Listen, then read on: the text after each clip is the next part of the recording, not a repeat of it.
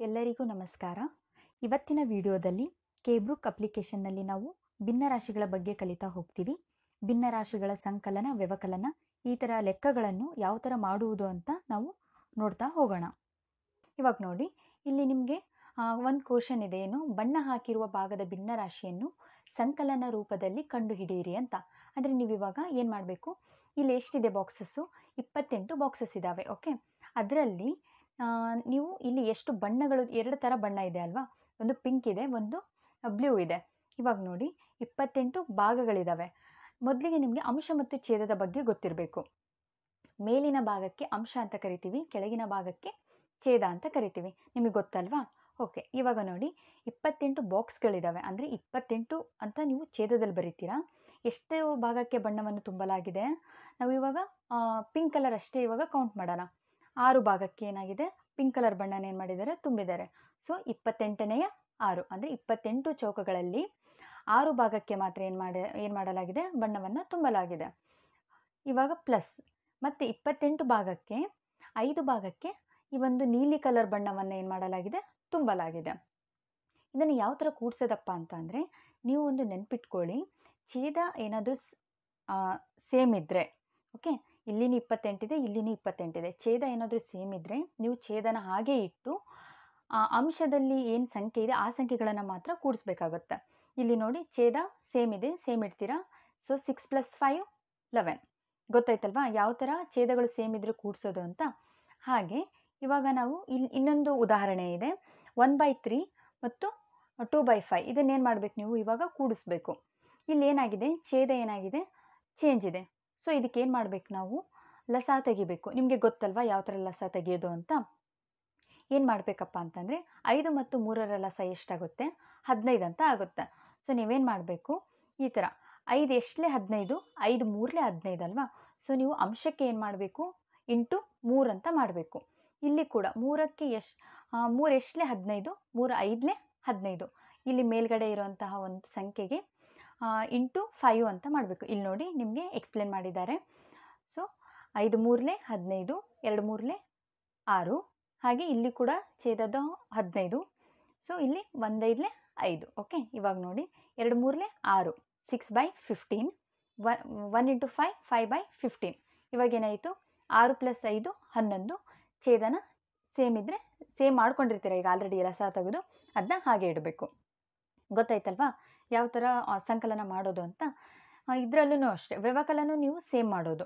Okay, ಇವಾಗ ನೋಡಿ ವ್ಯವಕಲನ ಇಲ್ಲೇನಿದೆ, ಶರ್ಮಿಳಾ ಅನ್ನೋರ ಹತ್ರ ಏನಿದೆ, 6ನೇ 5 ಕೇಕ್ ಇದೆ. 6 ಅಂದರೆ ಒಂದು ಕೇಕಲ್ಲಿ 6 ಪೀಸ್ ಮಾಡಿದ್ದಾರೆ, ಅದರಲ್ಲಿ 5 ಪೀಸು ಅವ್ರ ಹತ್ರ ಇದೆ. ಅವ್ರ ತಮ್ಮನಿಗೆ 2 ಪೀಸ್ ಕೊಡ್ತಾರೆ. ಸೊ ಎಷ್ಟು ಪೀಸ್ ಉಳಿಯುತ್ತೆ, 3 ಪೀಸ್ ಉಳಿಯುತ್ತೆ. ಓಕೆ, ಅದನ್ನು ನಾವು ಲೆಕ್ಕ ರೂಪದಲ್ಲಿ ಮಾಡಿದಾಗ, ಭಿನ್ನರಾಶಿಯ ರೂಪದಲ್ಲಿ ಮಾಡಿದಾಗ ಇಲ್ಲಿ ನೋಡಿ, ಇಲ್ಲೇನಾಗಿದೆ, ಛೇದ ಸೇಮ್ ಇದೆ ಅಲ್ವಾ. ಸೊ ಛೇದ ಸೇಮ್ ಇದ್ದಾಗ ಸೇಮ್ ಇಡಬೇಕು. ಅದೇ ತರಹ ಇಲ್ಲೇನು ಮಾಡ್ತಾಯಿದ್ದೀವಿ, ನಾವು ವ್ಯವಕಲನ ಮಾಡ್ತಾಯಿದ್ದೀವಿ. ಸೊ ಇಲ್ಲಿ ವ್ಯವಕಲನವನ್ನು ಮಾಡಬೇಕು. ಸೊ ಏನಾಗುತ್ತೆ, 3/6 ಆಗುತ್ತೆ. ಇದನ್ನು ನೀವು ಇನ್ನೂ ಅಂಶ ಮತ್ತು ಛೇದ ಎರಡೂ ಸಂಖ್ಯೆಗಳು ಒಂದೇ ಮಗ್ಗೆಯಲ್ಲಿ ಏನಾದರೂ ಬರ್ತವೆ, ಭಾಗಿ ಆಗುತ್ತೆ ಅಂತಂದರೆ ನೀವೇನು ಮಾಡಬೇಕು, ಇದನ್ನು ಡಿವೈಡ್ ಮಾಡಬೇಕು. 3 1ಲೇ 3 2ಲೇ. ಸೊ ಇದ್ರದ್ದು ಆನ್ಸರ್ ಏನು, 1/2. ಸೊ ನೀವು ಈ ಒಂದು ಕೇಬ್ರೂಕ್ ಅಪ್ಲಿಕೇಶನ್ನಲ್ಲಿ ರೆಡ್ಯೂಸ್ಡ್ ಫಾರ್ಮೇ ಇಡ್ತೀರಾ. ಓಕೆ, ಇವಾಗ ನೋಡಿ, ಏನಾದರೂ ಛೇದ ಚೇಂಜ್ ಇದ್ದರೆ ಏನು ಮಾಡಬೇಕು, ಸೇಮ್ ಆ್ಯಡಿಷನಲ್ಲಿ ಯಾವ ಥರ ಮಾಡ್ತೀರಾ ಅದೇ ಥರ ಇಲ್ಲಿನೂ ಕೂಡ ನೀವು LCMನ ತಕ್ಕೊಂಡು, ಇಲ್ಲಿ ಕೂಡ ಇಂಟು ಎಷ್ಟು LCM ಆಗಿರುತ್ತೆ ಅದ್ರದ್ದು ಇಂಟು 2 × 3 ಮಾಡಿ ಅದನ್ನು ಗುಣಿಸಿ, ಹಾಗೆ ಛೇದನ ಸೇಮ್ ಇಟ್ಟು 10 - 9 1/12 ಅಂತ ಮಾಡ್ತೀರಾ. ಇದು ಗೊತ್ತಾಯ್ತಲ್ವ ಎಲ್ರಿಗೂ? ಓಕೆ, ಇವಾಗ ಅಪ್ಲಿಕೇಶನಲ್ಲಿ ಯಾವ ಥರ ಮಾಡೋದು ಅಂತ ನೋಡೋಣ. ಇಲ್ಲಿ ನೋಡಿ, ಇಲ್ಲೇನಿದೆ, ಸೇಮ್ ಇದೆ ಅಲ್ವಾ, 2/9 1/9 ಅಂತ ಇದೆ. ಅಂದರೆ ಏನಿದೆ, ಛೇದ ಸೇಮ್ ಇದೆ. ಸೊ ಏನು ಮಾಡಬೇಕು, ನಾವು ಛೇದನ ಹಾಗೆ ಇಡೋದು. 2 + 1 3, 3/9. ಇವಾಗ ಏನು ಮಾಡೋಣ, ಚೆಕ್ ಅಂತ ಕೊಡೋಣ.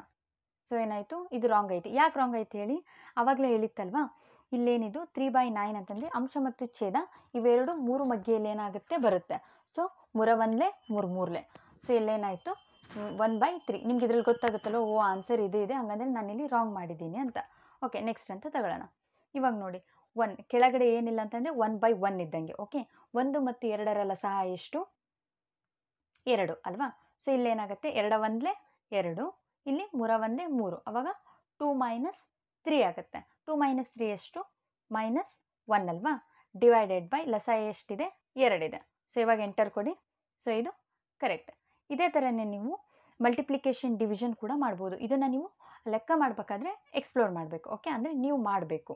ಓಕೆ, ಗುಣಾಕಾರ ಮತ್ತು ಭಾಗಾಕಾರ ಲೆಕ್ಕಗಳನ್ನು ನೀವು ಹೇಗೆ ಮಾಡೋದು, ಹಾಗೆ ನಿಮಗೆ ಅದು ಸ್ಟೆಪ್ ಬೈ ಸ್ಟೆಪ್ ಬೇಕು, ನೀವು ಸ್ಟೆಪ್ ಬೈ ಸ್ಟೆಪ್ ಕಲಿಬೇಕಪ್ಪ ಅಂತಂದರೆ ನಿಮ್ಮ ಒಂದು ಡೆಸ್ಕ್ಟಾಪ್ನಲ್ಲಿ ILP ಅಂತ ಒಂದು ಫೋಲ್ಡರ್ ಇರುತ್ತೆ. ಅದರಲ್ಲಿ DCA ಕಂಟೆಂಟ್ ಅಂತ ಇರುತ್ತೆ. ಓಕೆ, ಅದನ್ನು ಕ್ಲಿಕ್ ಮಾಡಿ. ಆಗ ನಿಮಗೆ ಈ ಮಲ್ಟಿಪ್ಲಿಕೇಶನ್ ಮತ್ತು ಡಿವಿಷನ್ನು ಯಾವ ಚಾಪ್ಟರ್ನಲ್ಲಿ ಬರುತ್ತೆ ಅಂತ ನೋಡಿಕೊಂಡು ನೀವು ಈ ಲೆಕ್ಕಗಳನ್ನು ಸ್ಟೆಪ್ ಬೈ ಸ್ಟೆಪ್ ಏನು ಮಾಡ್ಬೋದು, ಕಲಿಬೋದು. ಓಕೆ, ಹಾಗೆ ಇವತ್ತಿನ ವಿಡಿಯೋದಲ್ಲಿ ನೀವು ಈ ಅರ್ಥಮೆಟಿಕ್ ಅನ್ನೋ ಒಂದು ಆಪ್ಷನ್ನಲ್ಲಿ ಬರುವಂತಹ ಸಂಕಲನ, ವ್ಯವಕಲನ, ಹಾಗೆ ನೀವು ಮಲ್ಟಿಪ್ಲಿಕೇಶನ್ ಮತ್ತು ಡಿವಿಷನ್, ಗುಣಾಕಾರ ಮತ್ತು ಭಾಗಾಕಾರ ಎಲ್ಲ ಲೆಕ್ಕಗಳನ್ನು ಪ್ರಾಕ್ಟೀಸ್ ಮಾಡಿ. ವಿಡಿಯೋ ನೋಡಿದ್ದಕ್ಕಾಗಿ ಧನ್ಯವಾದಗಳು.